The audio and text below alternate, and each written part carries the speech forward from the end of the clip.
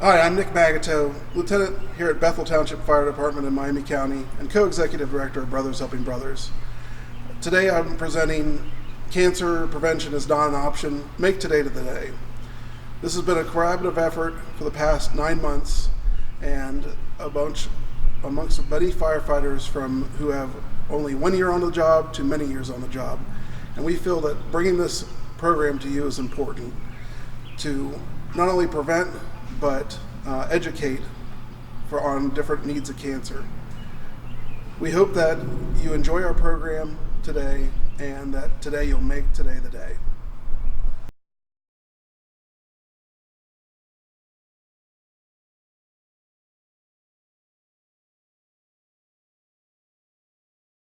Hi, my name is Chris Cooper and I work for the Springfield Fire Rescue Division in Clark County, and I just wanted to explain to you a little bit about what we're going to be doing.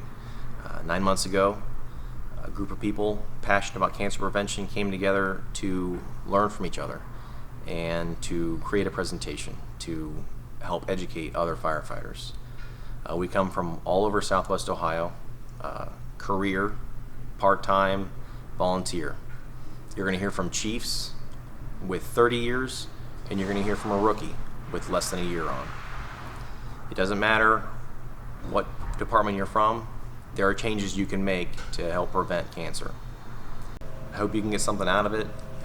Even a little change will help you in the future. Welcome.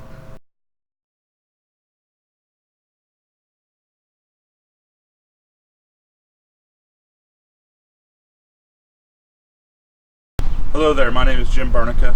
I'm a Dayton firefighter and also the founder of the Firefighter Cancer Consultants. I'm here in Steps Park in Centerville, Ohio at the Miami Valley Firefighter EMS Memorial. Here are my two young boys here. One getting ready to turn 6 on Sunday and one just turned 3 a couple weeks ago. You know, in a couple months here in the fall, my good friend Bobby Hetzer is going to be added to this wall for occupational cancer. He's also going to be put on the wall in Colorado Springs at the IFF Memorial. I'll be there as part of that ceremony as well. I just actually found out last week they had the numbers for this year. There's going to be 252 names added to that wall, and 201 of those are from cancer. So this really is a huge epidemic in our fire service, and we really need to do everything we can to prevent that. It's not just about us, but it's about these guys, our families in general. Everything we're doing now could affect us later on. So I really hope you take all these lessons of our Southwest voices, to heart. And now we'll play a tribute for my friend Bobby Hetzer. So thanks again.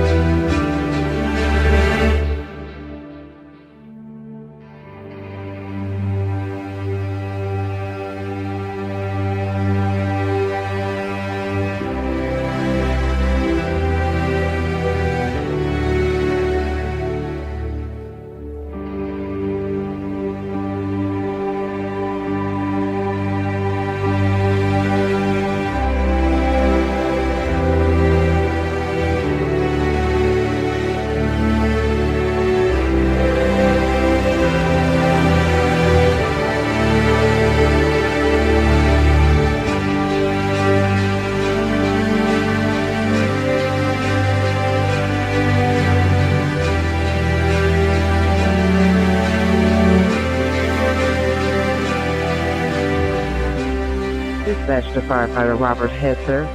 Dispatch to Firefighter Robert Hetzer. It is with deepest regret that we announce that the bell has been struck for the last alarm of Firefighter Robert A. Hetzer, Jr., retired member of the Dayton Fire Department. Firefighter Hetzer has answered the call for his last alarm and has returned home safely to await his next assignment. May the sun shine upon his path. May the wind always be at his back. And may the Lord hold him in the palm of his hand until we meet again. Time to rest, our brother. We've got it from here. Dispatch clear.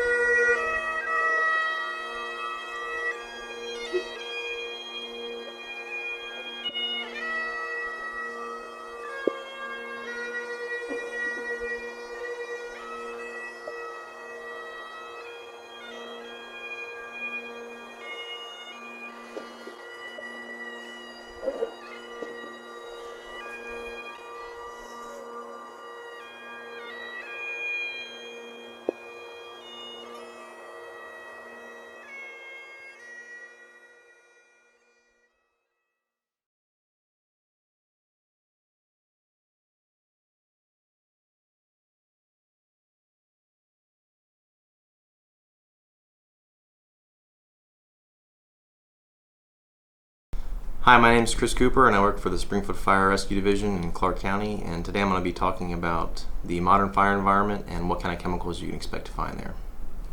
So I'll start from the beginning. Oversimplified, fire is a chemical reaction, and it's really an oxidation reaction, but a structure fire is extremely complex. In reality, it's multiple chemical reactions happening all at once. Plastics in various forms like synthetics, foams, hard plastic, glues, different types of wood like treated wood and new growth wood are all being consumed, and in most cases being formed into very hazardous chemicals. Some of these chemicals are pretty commonly known. Chemicals that you know you're supposed to avoid, like arsenic and mercury.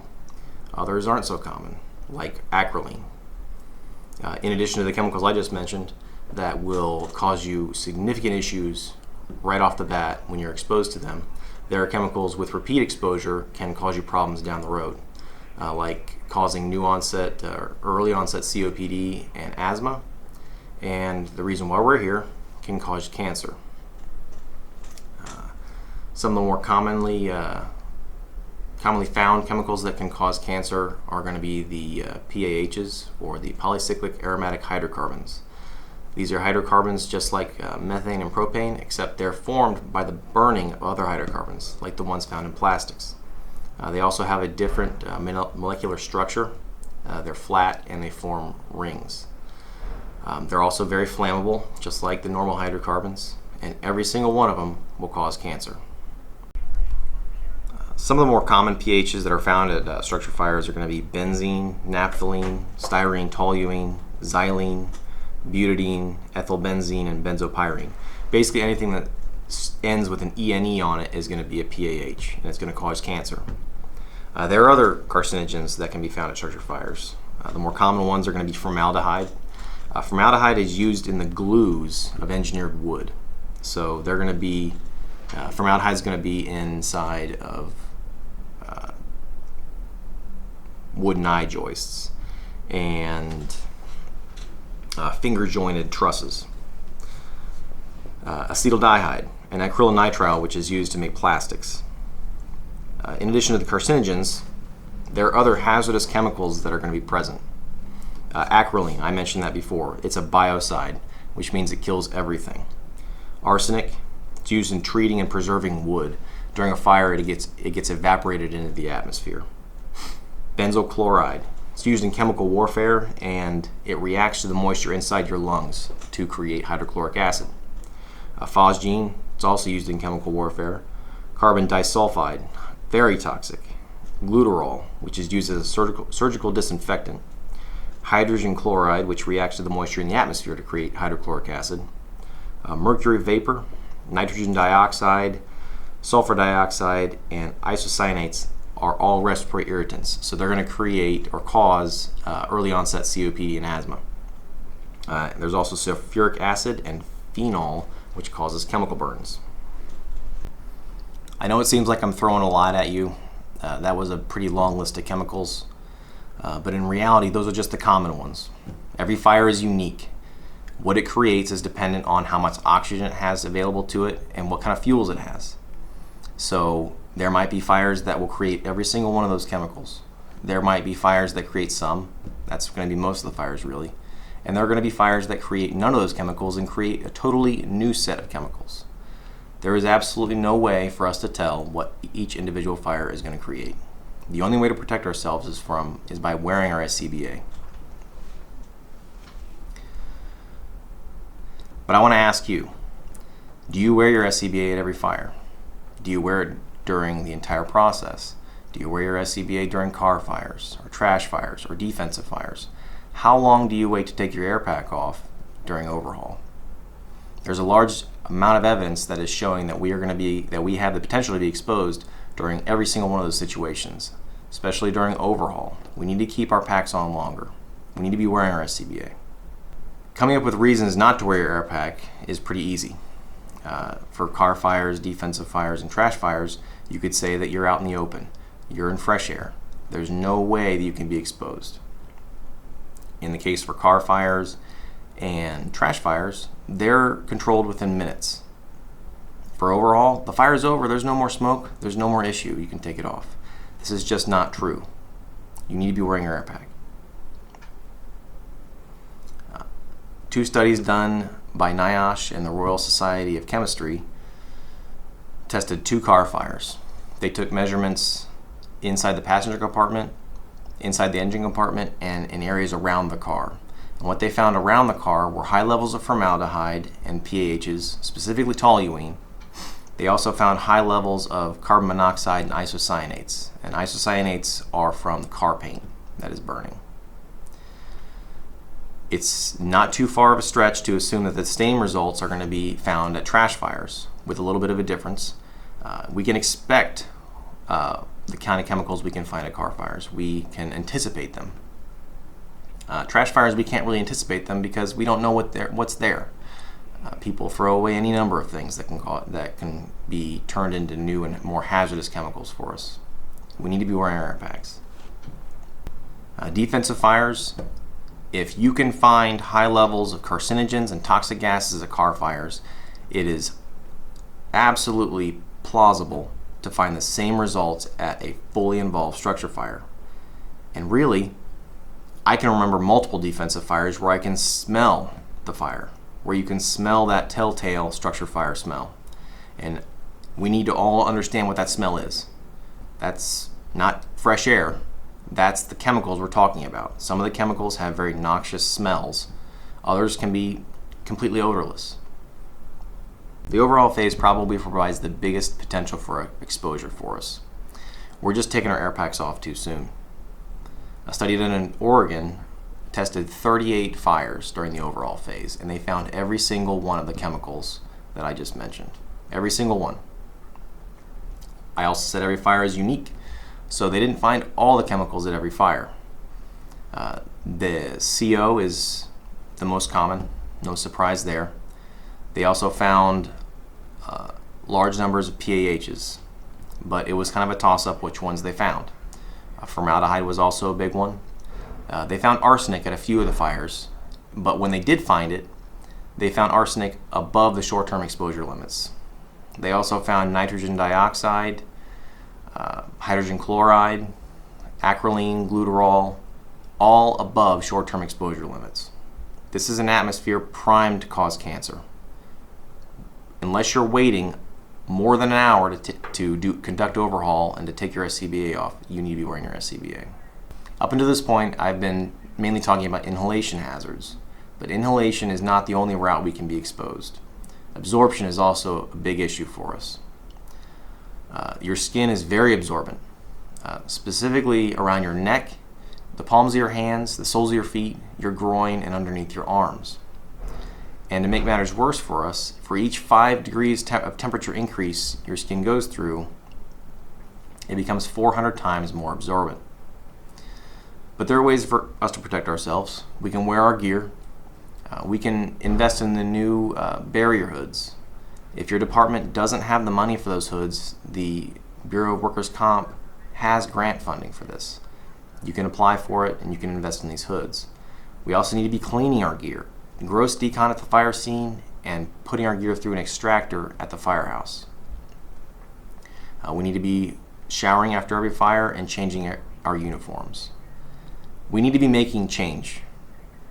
If you make it a habit of not wearing your SCBA or deconning your gear or deconning yourself, you might not get sick after the next fire or the fire after that. Maybe 10 fires later you'll still be fine.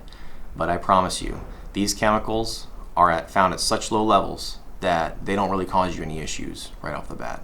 But they do build up in your system. And down the road, they will cause you problems. If you don't get early onset COPD and asthma, I promise you, you'll get cancer.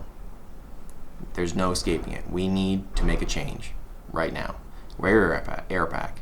Decon your gear and yourself. Make a change. Make today the day.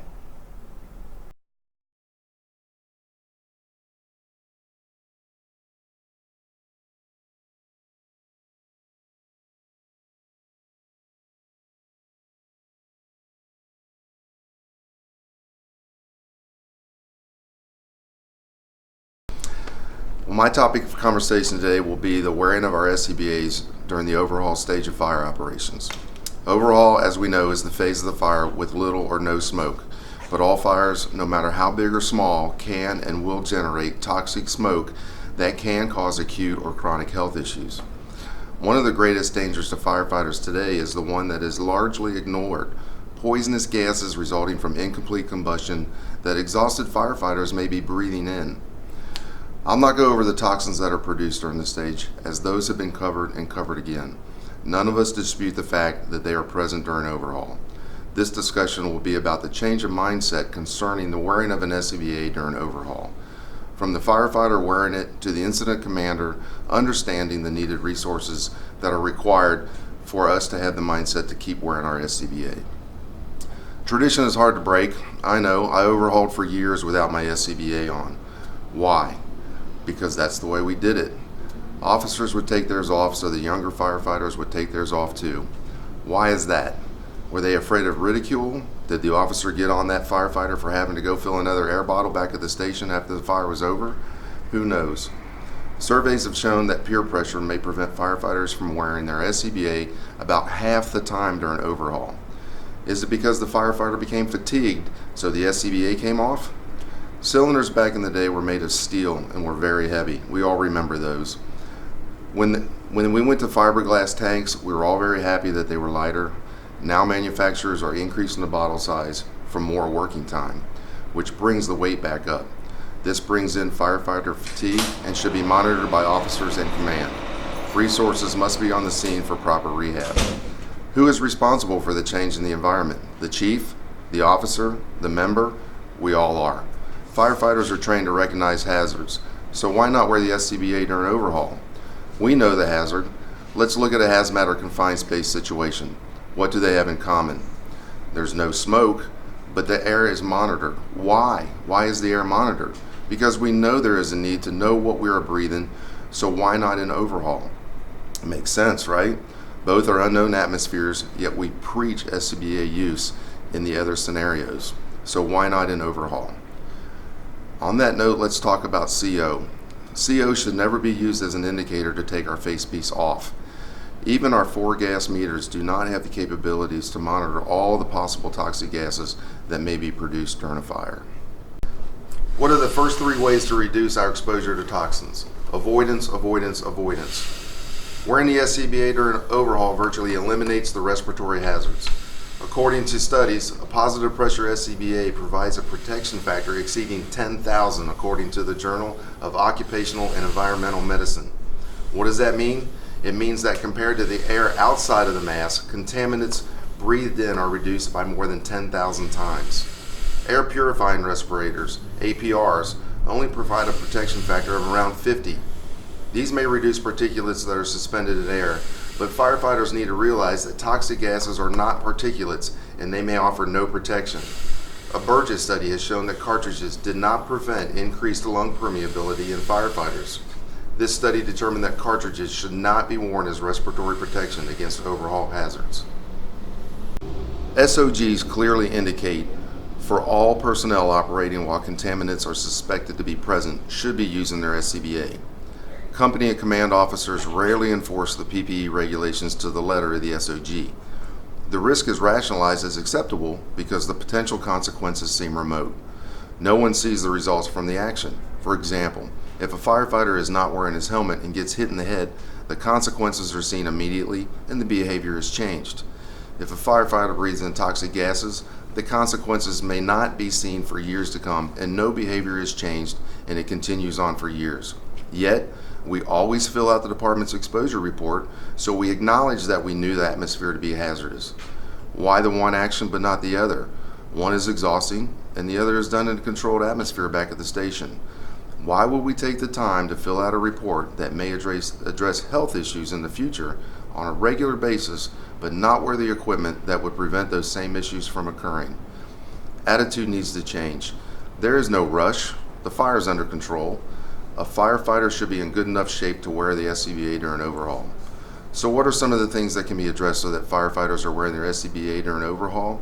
How about having adequate personnel on the scene to perform the overhaul? Have a steady crew rotation to perform the task. If firefighters know the work will be spread out, maybe they'll keep it on longer. What about keeping the air truck on the scene long enough to fill all the air bottles before going back into service? Knowing they don't have to go back to the station and fill bottles, maybe we'll keep the SCBA on a little bit longer.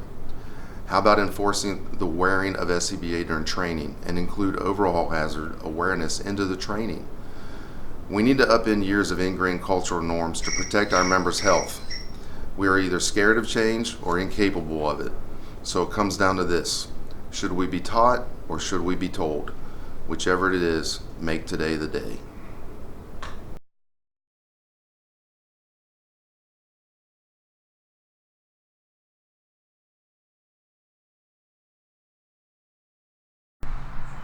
Hi, I'm Andy Robin.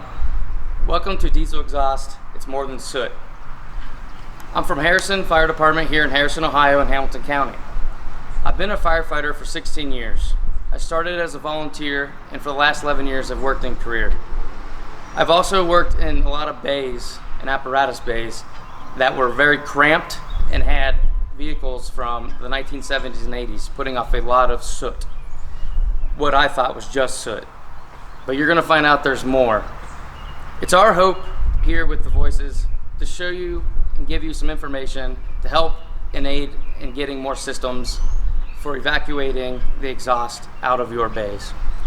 Cancer prevention is not an option, it's a responsibility. Exposures that are predictable are preventable, and I hope that you take some of these today and go for change. As you can see, each of these systems has pros and cons. You need to weigh all the pros and cons for your jurisdiction and see what fits your needs. If money's an issue, I urge you to strongly advise you to try and find a way. The Bureau of Workers' Comp has grants out there that you can apply for. In fact, our department is working on that right now so that we can have those. This is an investment in your personnel. Imagine the cost of one of your firefighters getting cancer. Now, imagine the backfill, overtime, healthcare, and all the emotional distress that not only his family will go through, but the department and personal family. These systems can take time, they take money and manpower, but they are obtainable goals for your fire department. Go out there and make this day the day. As you can see, diesel exhaust is made of thousands of chemicals, fine particulates, toxins, and carcinogens. It's not just soot. They are damaging reproductive and endocrine systems. Usually, they are divided into two main components: gases and diesel particulate matter. The gases like carbon monoxide, carbon dioxide, polycyclic aromatic hydrocarbons, or PAHs, volatile organic compounds, VOCs, like formaldehyde and benzene, hydrocarbons, and nitrogen oxides are byproducts of diesel engines. Nitrogen oxides are the reason for diesel exhaust fluid or DEF fluid. Nitrogen oxides can cause higher risks of lung cancer. Having trucks with DEF systems are a great way to start with prevention.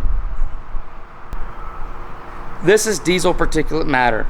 It is a byproduct and it has various chemicals harmful to our health. Diesel particulate matter, or DPM, is measured in microns. That's really small. A hair on your arm is 70 microns across. Particulates are measured all the way down to 1 micron. This means they get past a lot of your defense mechanisms, making it down to your alveoli where your gases are exchanged. Chemicals inside DPM include soot and aerosols, such as ash particulates, metallic abrasion particles, sulfates, and silicates. This particulate matter puts firefighters at risk for respiratory illnesses, including lung cancer. DPM contains a large portion of the polycyclic aromatic hydrocarbons, or PAH, found in engine exhaust. All of these chemicals have been found in diesel exhaust. Look at that list. This is just more than soot. You see this list of short-term exposure medical problems from being exposed to diesel exhaust. Remember that every exposure is different, but this happens over a lifetime too.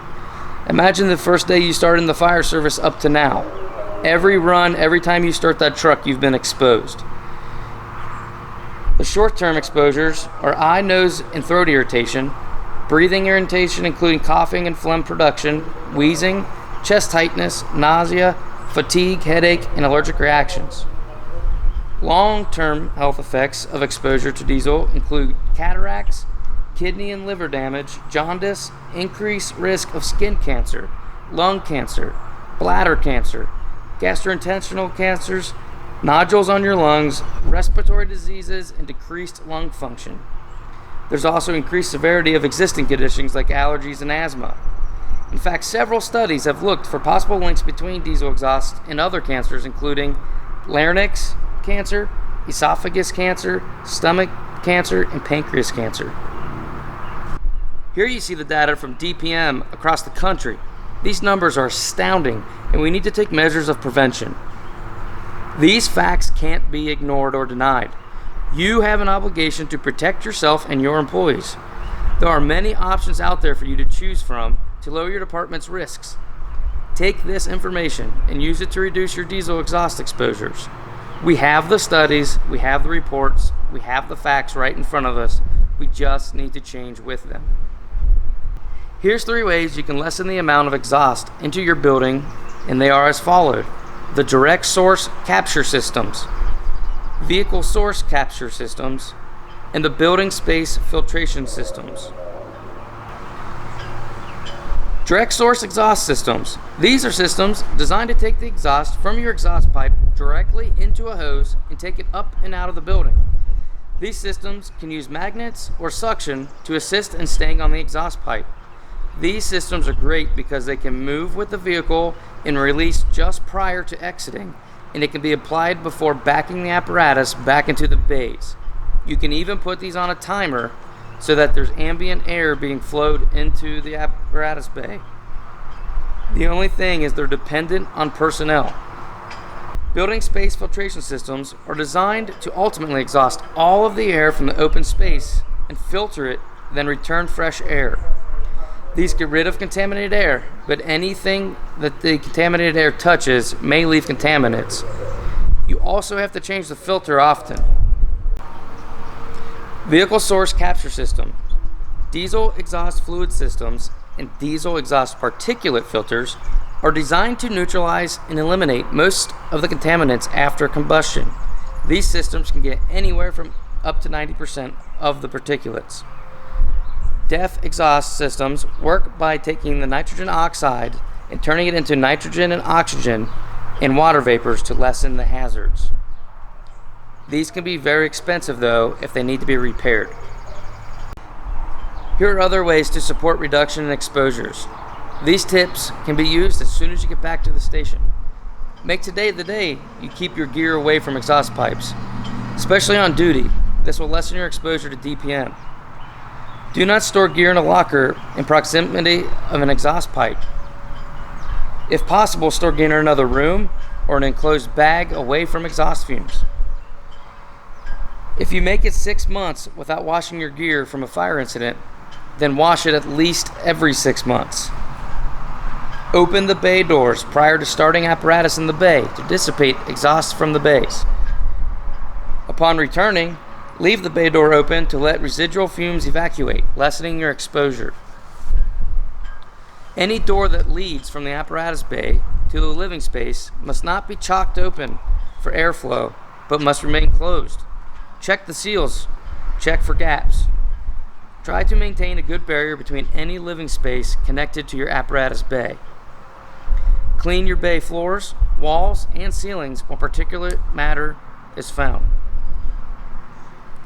Move any ice or water fountains out of the bays into an uncontaminated area. Diesel particulate matter can be ingested and wreak havoc on your digestive system, your endocrine system, and your reproductive system. Now that you're informed, go back and implement as many safety measures to protect your firefighters. Take the time and invest in the health of our vital workforce. Working towards a healthier tomorrow starts today. Thank you for your time, and remember, cancer prevention isn't an option, it's a responsibility. Thanks to organizations like OSHA, NIOSH, EPA, National Toxicological Program, the World Health Organization, NTP, NCI, and the International Agency of Cancer, the IARC.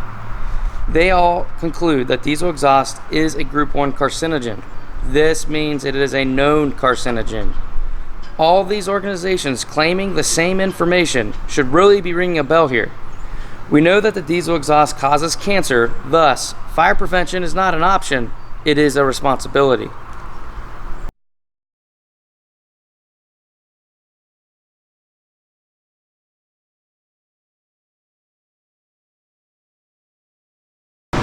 My name is Trevor Snyder. I'm the fire investigator for the City of Hamilton Fire Department. First thing I'd like to do is challenge each one of you. My challenge to you is make today the day.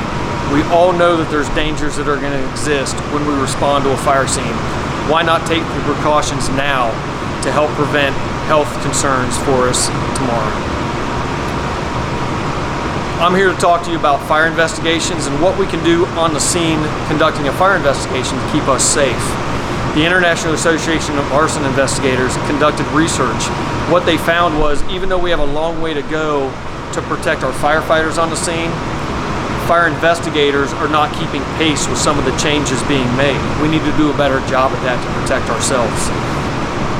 When we show up on a fire scene, oftentimes fire investigators show up right away during suppression.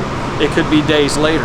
If we show up during suppression and you make the determination you need to enter the building to take photographs so you don't lose evidence before overhaul's taking place, is it safe for us to enter?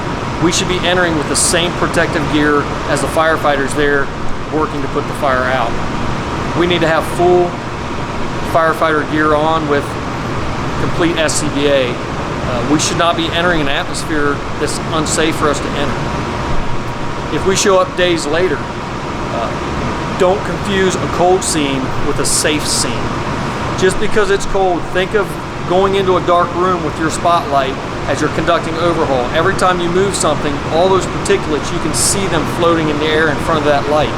There's no different a couple days later when we take each shovel, each movement, everything we move, we're reintroducing those particulates into the air and we're breathing it. There's no excuse to not enter the scene with a minimum of a fitted air purifying respirator. We must protect ourselves from inhalation hazards on the scene. Depending on the air quality, that's going to determine the level of safety that we need to use. Not all investigations are conducive to wearing a full SCBA because of the hours that we could be sitting there sifting through that material, but we're literally faced with the dirt. We are down there sifting through debris, trying to find that trace evidence that's in that debris. We cannot be in that atmosphere and breathe all that in without protecting ourselves. The next thing I want to talk to you is about what equipment are you wearing? What protective gear are you wearing while you're in that scene? Are you wearing full protective firefighter gear? Are you wearing coveralls? Are they cloth coveralls that can be bagged up, transported, and cleaned properly at the firehouse? Or do you have disposable coveralls? Are you showing up in just duty pants and a short sleeve t-shirt to conduct your scene? You shouldn't be. We need to make sure to cover our skin to protect ourselves from any absorbent hazards as well. Some of our investigations are lengthy. You can be in there for hours on your hands and knees. You need to take breaks. You need to rehab just like fire crews do. When you're outside, during every break, wipe yourself off. Do you have wipes with you? Different types of wipes that you can clean your face, clean your skin, clean your arms, clean your hands. Wipe those contaminants off. Do it multiple times while you're in the scene. You don't want to continue to have that on your skin to absorb those hazards. Are you limited on the amount of water you have on the scene? If this is all the clean water you have on the scene, what's stopping you from getting a 2.5 adapter that you can hook onto a hydrant that's reduced down to a garden hose? Carry a garden hose, carry reducers down with you so you can crack that hydrant open enough to where you have unlimited water supply. While you're using that, you can use that to clean yourself. You can use it to clean your equipment and your tools. You never want to place dirty tools back in your vehicle and transport them with you because all you're doing is contaminating everything else in your vehicle. Make sure you have the resources with you on the scene to clean all your tools. If you don't have the ability to clean them properly, make sure you have bags. Carry bags with you and bag up your equipment until you can get it back and properly clean your tools. Don't cross-contaminate your vehicle. Going to the scene. Are your investigators, are you responding in a department vehicle? Or are you responding from home in your personal vehicle? Cross-contamination is a big issue. I have vinyl seats. I'm able to clean the inside of my cab regularly and often. You have to make sure to clean all your equipment so you're not contaminating anything. I've got spare boots that I carry. I carry boots with me that I get to the scene. The first thing I do is I change my boots. So when I get those dirty, I'm not climbing back into the cab of my truck and contaminating everything inside. Use that, bag them up, and carry them back till you can properly clean them. Scrub your tools. Once again, do you have the equipment necessary to scrub your tools, to scrub your boots, to scrub yourself off, to clean all these contaminants off of you? We need to discuss how you transport your equipment. Do you have your SCBA with you at all times? Do you have one in your vehicle? Or do you have to get one off of other resources that are on the scene? If you carry it, do you carry it in its own container where you can keep it clean before you put it in there. Make sure you clean it, keep it in a good atmosphere. Same thing with your APRs. If you're carrying an air purifying respirator, do you clean it after every use? Do you change your cartridges? And do you store them in a container inside your vehicle away from all the other hazards that can cross-contaminate it? We need to make sure to take care of our equipment so we can keep ourselves safe on the scene. You have buckets, you have water, you have garden hose for unlimited water when you're on a fire scene after all the units go back in service and you don't have a fire truck there to use their hose lines. You have unlimited resources to use. I've got clean towels bagged up. So when I make my soap solution to clean myself, to clean my tools, I've got towels that I can use to wipe everything down. Make sure you have everything as clean as you can before you place it back in your vehicle. It just lowers your risks to contaminate yourself later on.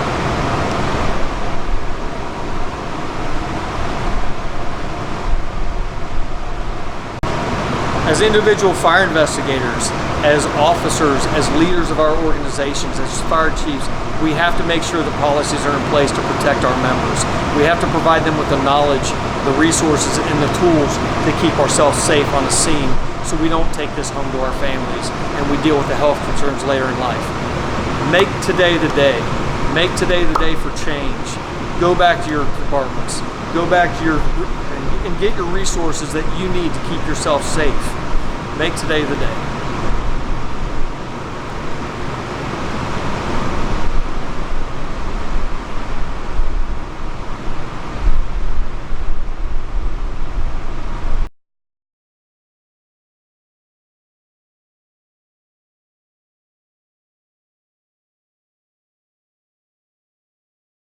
Hi, my name is Chantel Banks and I am 19 years old and I'm on the Carlisle Fire Department as a volunteer firefighter, and I have been on here for a year now, and I am also a student at the University of Cincinnati and I am receiving my bachelor's degree in fire science, and that is how I started my whole journey on discovering what gross decontamination.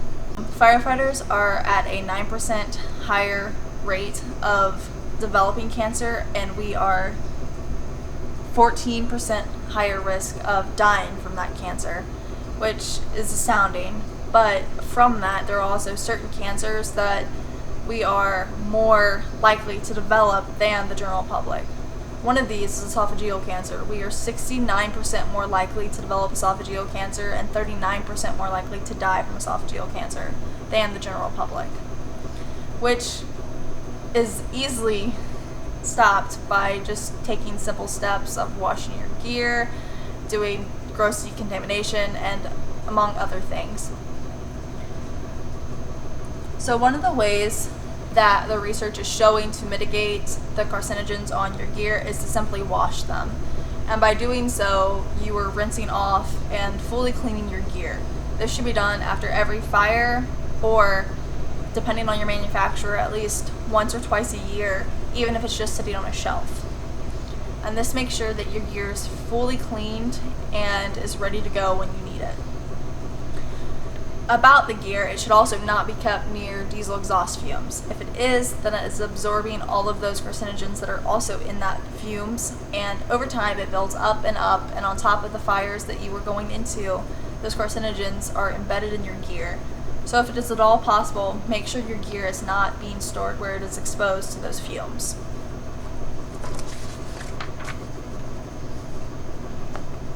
And it has been shown from research that a wet decon is the most effective way to remove surface contamination. It removes a median reduction in PAH of 85%. And this is huge. That is 85% less of the contaminants that you're exposing yourself to after a fire while you're still on scene. And also, in order to reap the full benefits of your gross decon, you need to make sure you wear your full PPE throughout the entire process. That includes your SCBA, which is really what stops you from inhaling the cancer from your gear off-gassing. So in order to perform a wet gross decon, you need very few items. You need a 5-gallon bucket, an industrial scrub brush, an adapter from a 2.5 to a garden hose. You need garden hose. You need Dawn dish soap. You need EMS gloves, an N95 mask, safety glasses, you need a nozzle with a reservoir, and safety cone. And all of these things will be used to set up your gross decontamination area. It is very cheap and very easy to implement at any station, including our own volunteer department here at Carlisle. And this is a video of example of gross decon.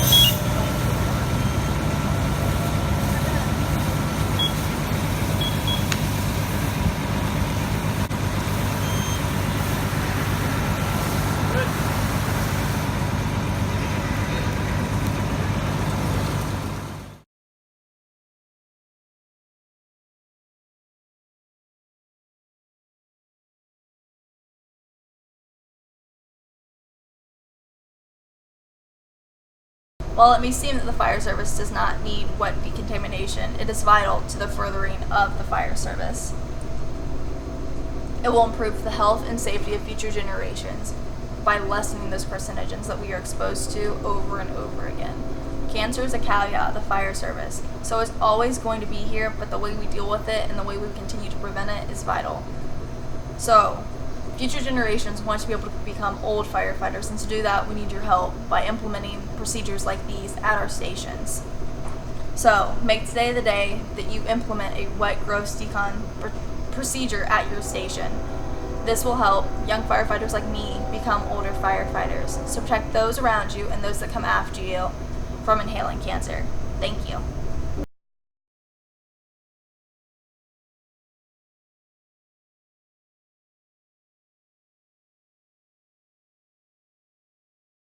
Hi, my name is Brent Schmergy. I'm a volunteer here at the Watkins Fire Department. I also work for Fire Safety Services. I'm Bruce Scheck, and I'm the Regional Sales Manager for Fire Decks in the Midwest area. Something we want to go over today that we notice in our travels through the state is transporting contaminated fire gear, where to put it, how to correctly do it, how to correctly doff your PPE. It's known that firefighter turnout gear and PPE can off-gas long after the fire scene has ended, so we want to hit on some topics today, how to limit your exposure. So it's really important that after gross deconning that you properly and carefully remove your PPE and be able to put it in some sort of a decon bag, much like the one seen here that's provided by Fire Decks. You don't want to transport your product back to the station without having it in a bag, whether it's in your personal vehicle or in the fire truck. So as an example, Brent has taken off his PPE and we're going to put it into the bag.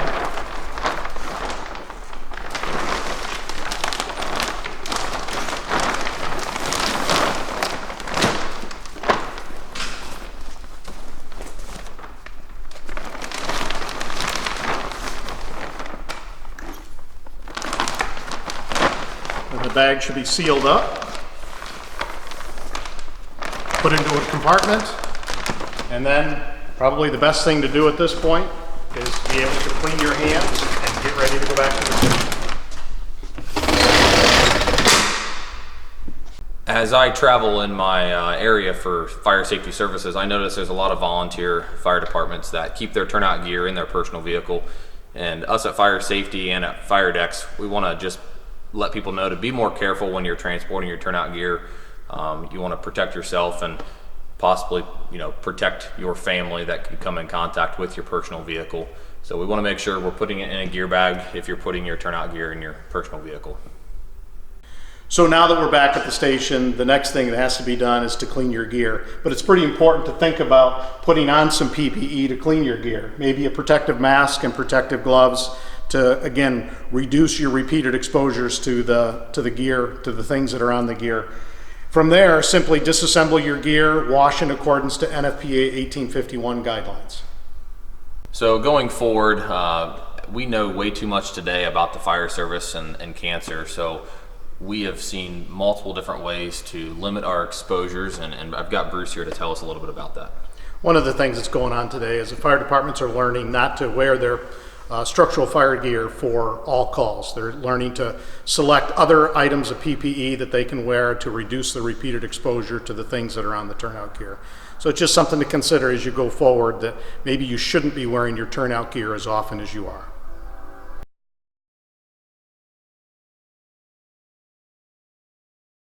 Cancer prevention is no longer an option. It is a responsibility. I'm going to make today the day, and I hope you do as well. I'm a new father. I've got 1-year-old twins at home, and I've started to think about how far carcinogens can transfer, whether it's from the fire scene back to the firehouse, all the way back to our own house. So if you take anything out of this video, please understand, be safe, be smart, and learn about cancer prevention. Thank you, and here's a video to show both fire family and your home family. Thank you.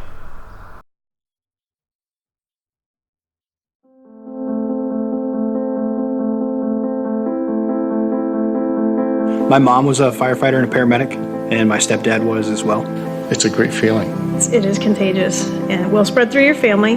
I knew I wanted to do it. It's the joy of actually working with other firemen, the brotherhood, and doing something good for the public. We have 2 families now. We've got our family here at home and the brothers that I live with at the fire station. People don't realize all the danger that a firefighter puts themselves into. We have to build that confidence and trust between each other. You're going in and things turn south.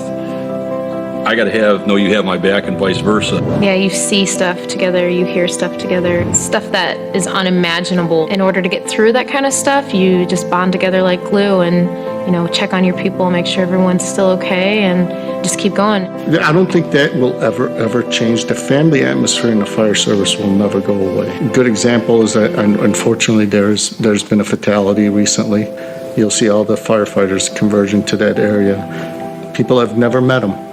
They will go to pay respect and show his family what they were part of. Our gear is helping protect the outside, making sure that their hands are safe. We have special hoods that help block some carcinogens. With the advancements that we have now in our turnout gear and our decon process at the station, I see that being very beneficial to me and to my younger guys that are underneath me to get us all through to retirement and beyond. Our gear is going to help protect them. They don't have to worry about what they have on.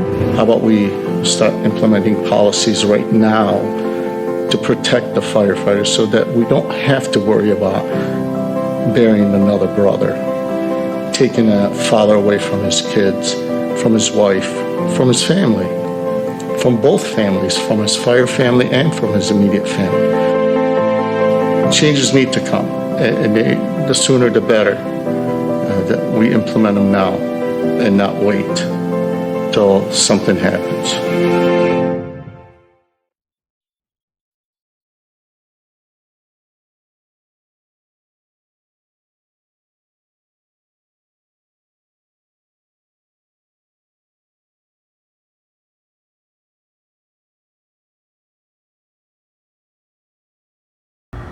Now that you've finished your decon class, what comes next?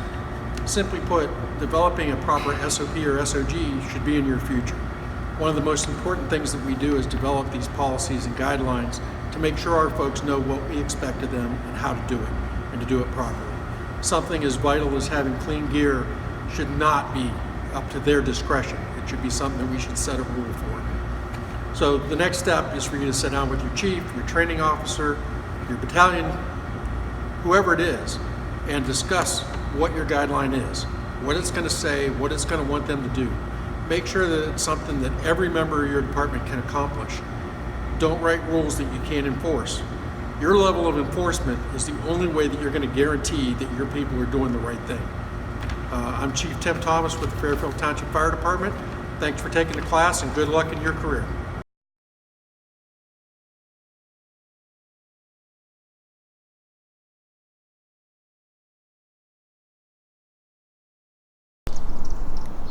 My name's Kevin Hardwick. I'm the fire chief for the Glendale Fire Department, just outside of Cincinnati, Ohio.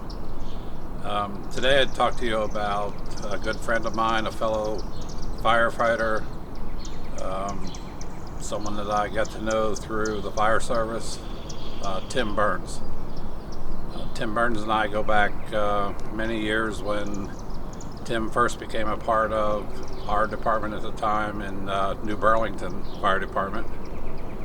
Tim's father and I worked side by side as firefighters.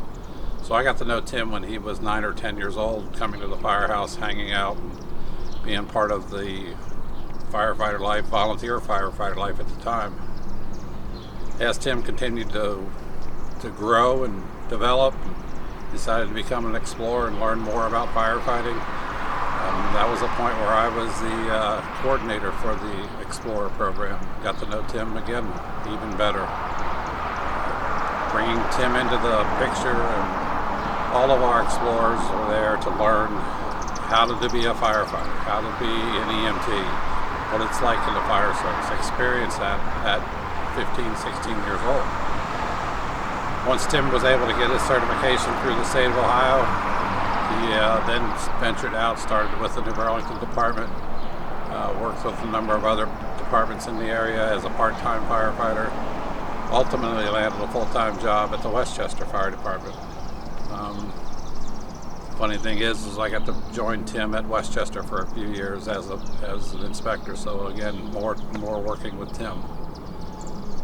But the darkest day in my life as a fire chief was when you get the call, "Chief, we need to talk."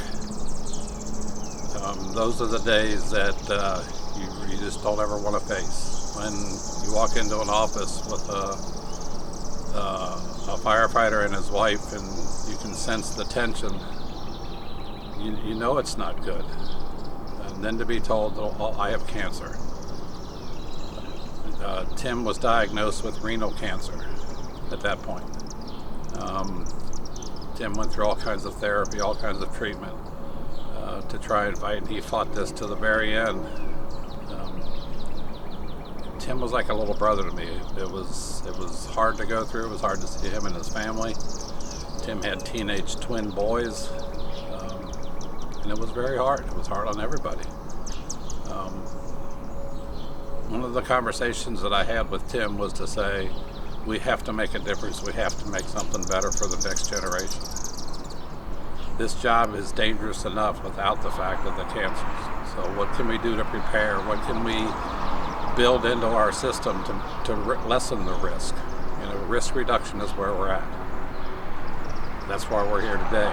We're here to learn. We're here to teach. We're here to network with other people in the fire service all over to learn what we can do to have risk reduction in the jobs that we have. This job is a passion. It's not a job, it's a passion. But what can we do to make it better? You know, I have a son that's in the fire service. I have a grandson in the fire service. I want them to have a better opportunity than what I have. That's going to take time, effort, and whatever we do to make that better, that's the steps that we're going to take. What can we do? Today we can do, just like I said, you learn. The more you learn, the better you feel, the more you can share with your people. Those are all beneficial to making our world in the fire service a better place today as we move forward. After Tim passed away, we felt we wanted to honor Tim and what he's done for our fire department. We had a plaque made and installed on our firehouse in honor of Tim. Tim was a mentor to many of the people. He was involved in hiring people, bringing them into this department and teaching them what it would be like even from the young age that we bring them in. We start with explorers here now as well.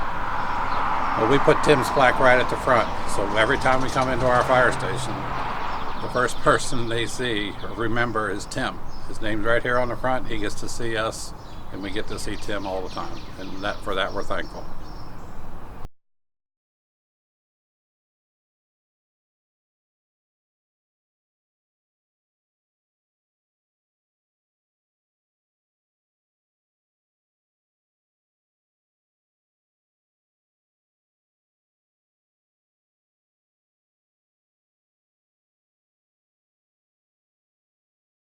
Hello, my name is David Pickering. I currently am the Assistant Fire Chief with the Westchester Township Fire Department in Butler County, Ohio. On September the 11th, 2001, I was deployed to the Ground Zero disaster site in New York City with Ohio Task Force 1 Urban Search and Rescue, one of 28 FEMA teams in the United States. We deployed with 75 plus personnel, with also with canine assets for search and rescue efforts. We arrived at Ground Zero on September the 12th. We were activated on the 9th. We were activated on 9/11, and we drove through the evening, reaching New York City about daybreak on the morning of the 12th. We operated for approximately 10 days until the 22nd of September, at which time FEMA deactivated us and rotated other urban search and rescue teams in to relieve us. All of the disaster site was a disaster of epic proportions. The photos, the videos just simply did not do it justice. Another thing that most people didn't see was just the amount of contamination and debris that covered all of Lower Manhattan. It's estimated that approximately 400 tons of pulverized concrete, pulverized glass, asbestos, pulverized human remains covered all of Lower Manhattan, which contributed to a lot of the exposures that the first responders were were subject to. During our response, we used as personal protective equipment. We were outfitted in military-style BDUs.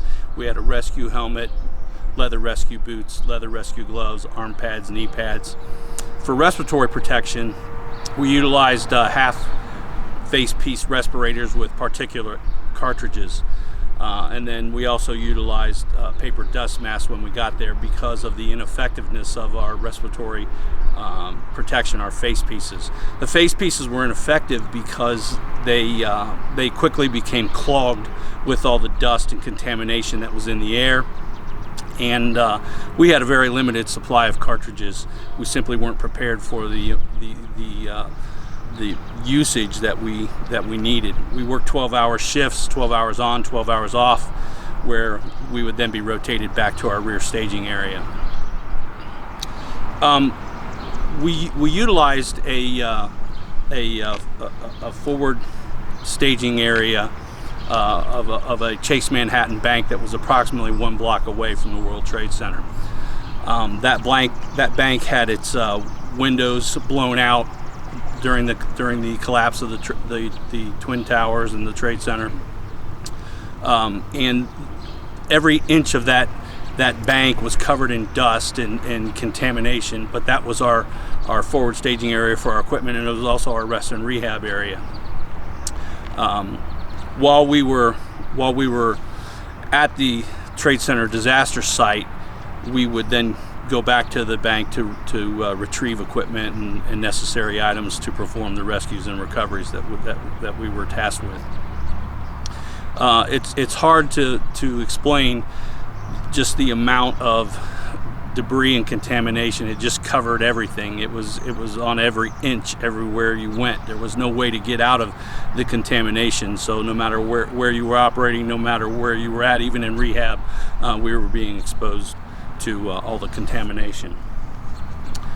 When I returned from 9/11 after we were deactivated, about 1 week post return home, I developed pneumonia and was in the hospital for approximately a week with a severe case of pneumonia.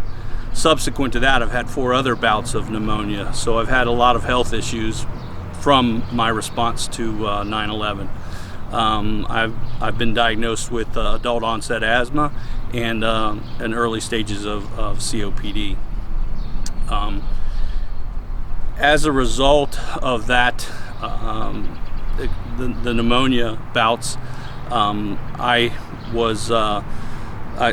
filed a federal workman's comp claim, which was denied for up to a year. And it wasn't until the 1-year anniversary, when a local news station did a piece on first responders and the anniversary, that they talked about my denial of my federal workman's comp claim. And due to Senator Rob Portman's intervention the very next day, magically my claim was approved. So the documentation that we gathered while I was deployed, we have team physicians that deploy with us that documented our medical efforts, and all of that was a big part of my claim being approved. The other thing that I have been involved in and have done since operating at Ground Zero is I'm part of the World Trade Center Health Registry. And what the Health Registry is it is a registry where all first responders can sign up, and then we are given annual physicals, free annual physicals, to study the health effects of our response to 9/11 and document our health changes. As far as illnesses and deaths at Ground Zero, on 9/11, 2,753 people died as a result of the World Trade Center attack. Since 9/11, it's estimated that about 2,000 first responders have suffered deaths from 9/11 related illnesses and diseases. It's estimated that by the 20th anniversary of 9/11, the number of first responders that have died as a result of ground zero related illnesses and deaths will surpass the number of people that were killed on the day of the attack. As far as lessons learned for myself, the first one is protect yourself. We had respiratory protection, but it was just ineffective. Whether it was a half face piece respirator or a dust mask, just simply because they were ineffective, we were unable to use them. We could have made better usage of our respiratory protection. It was easier for us as responders to work without them, and then in hindsight, I look back and think that we could have used them more often to better protect ourselves. We were still, no matter what we did, going to be exposed to the contamination, but we could have better utilized our equipment. Documenting your exposure. When you're exposed to a contaminant, to any type of health concern, you need to document those exposures. As I said, that was a big part of my being approved for a federal workman's comp claim, was the amount of documentation that our team physicians provided us. You need to, another thing that I learned was that you need to utilize the services that are provided to first responders, especially post-exposure. For me, the World Trade Center Health Registry that has been a big part of documenting my illness, documenting my exposure, and making sure that my health changes are documented. The exposures that we were subject to on 9/11 were ones that, I don't think they could have been prevented. This is one case where a disaster of epic proportions just forced us to do things that we normally wouldn't do in the fire service. But you need to be prepared. We could have been better prepared, and I think we've learned our lessons learned from that is taking care of ourselves, making sure that we're providing adequate protection for our responders, and then making sure that we document and make sure that we are providing documentation of our exposures. This is one of those examples where even when you try and do everything right, responders are still exposed to the harmful effects of the disaster, and now we know that those effects are killing our responders, and I think about all the people that I work with, and all the people that were there, and now the people that have post 9/11 that have passed because of the work they did. I wouldn't hesitate for a minute to go back and do it again. I'm very proud of the work we did, and I'm very grateful to all the people that responded with me, and all the help that we gave the citizens of New York. So please take care of yourselves and take care of each other. Thank you.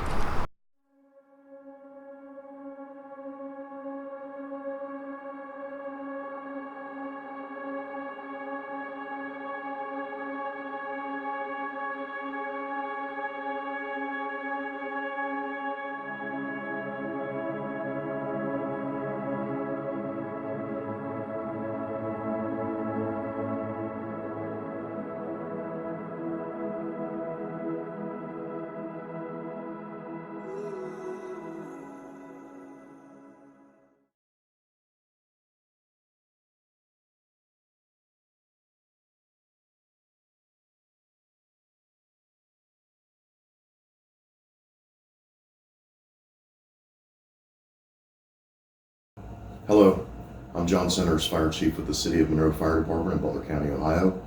We're here today to talk to you a little bit about cancer reduction policies within your individual fire departments and why that is so critically important. Let's talk a little bit about what we know today. Nearly 2 out of 3 firefighter deaths are attributed to cancer. We know that firefighters are at a higher risk to obtain cancer than the normal layperson is.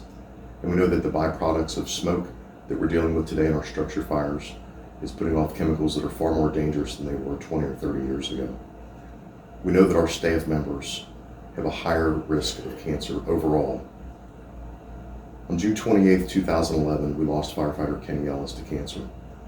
Kenny served nearly 3 decades as a firefighter, an officer, a trainer, a mentor, and a friend.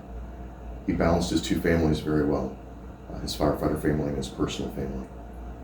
Kenny battled cancer for nearly 3 years, and we did what firefighters normally do when a brother or sister firefighter falls ill. We did fundraisers, we provided meals, we helped out with transportation, covering shifts, and ultimately planning for the worst. We got our dress uniforms together, and we got our morning bands, and we prepared the truck for that last ride. We know that dying firefighters really only want 2 things, and that's to be healthy and to be able to get back to work. So there are a lot of excuses that folks have not to adopt aggressive cancer-related policies within their departments. It takes more time, it takes a lot of effort. Firefighters don't adopt change very well. Let me say this about those excuses. Cancer is killing our firefighters. Let me say that again. Cancer is currently killing our firefighters. These excuses just don't work anymore. This is not a secret, it's not new information, and it's not unfounded information. We have a business history in the fire service of adapting to changes. Many, many years ago, we had folks that were falling off the tailboards of fire trucks, and we changed those things. We were losing firefighters due to a lack of accountability, and we adopted new systems to tackle those issues. The turnout gear we were using in the early years was not rated very well, and we had firefighters getting burned. We did a lot of research and a lot of studies to get them in gear that protected them better. What we're dealing with today is no different. We adapted to those changes, and we need to adapt to this change, and we need to do it quickly. You don't have to adopt everything today. You can adopt small versions of cancer reduction within your own department that have little to no cost. Being able to do decon at scenes with a bucket and brushes does not have a high cost value attached to it. Continuing to wear SCBAs, even when the fire seems to be out or there's very limited or no smoke, does not have an additional cost attached to it. We need to take baby steps, and we need to start moving towards having these policies and procedures in place. The days of having dirty gear and dirty helmets, transporting those in passenger compartments of our vehicles, or bringing them into the living spaces of our fire stations has to stop, and it has to stop immediately. We implore you to make today the day. Make those changes, get the policies underway. You are able to do these things because we've done these things before. Cancer prevention is no longer an option. It's a responsibility, and it's ours. Thank you.